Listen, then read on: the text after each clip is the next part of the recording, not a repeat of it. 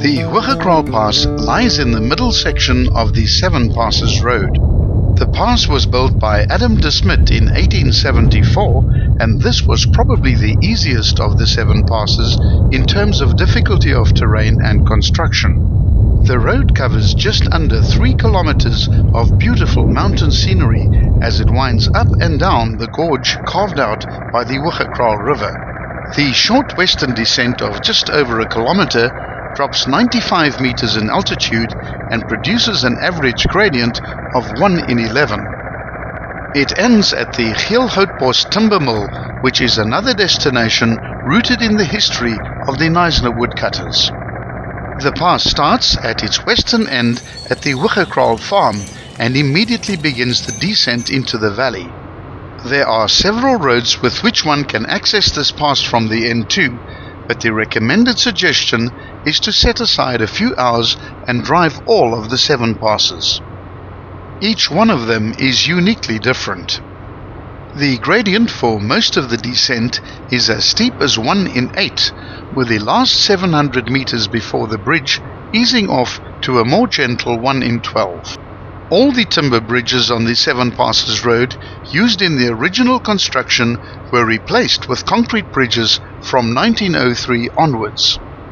Of these lovely Victorian design bridges, only the Tow River Bridge was replaced with a steel structure following severe flood damage. All the other bridges have stood the test of time and retain their early 1900s charm. As is the case with all the passes on this historic road, the only safe place to stop is on either side of the bridge. When traveling from the west, this is the first bridge of the seven passes that allows two-way traffic. Once you have completed this pass, only 3 more passes await you.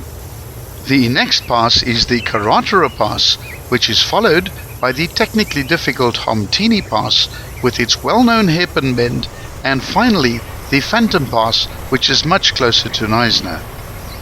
Once over the bridge, the road curves away to the right and re-enters the dense forest as it twists and turns its way up the short ascent, where it summits at a plateau where the Hoogekraal timber mill is situated on the southern side of the road.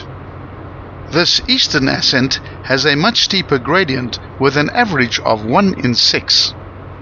Like all the passes on this road, the Hoogekraal Pass is also a national monument. The application of graffiti or in any manner defacing a national monument constitutes a criminal offense. Shortly after the end of the pass, it's worth stopping in at the forestry village of Hoogekraal. This settlement, with its square military-like grid lines, was set up by the government in the 1930s, where resident woodcutters in the area were pensioned off early in an effort to stop rampant logging operations in the indigenous forests. At the summit of the pass, there's a short tarred section adjacent to the timber mill which lasts for approximately 1 kilometer before the gravel starts again.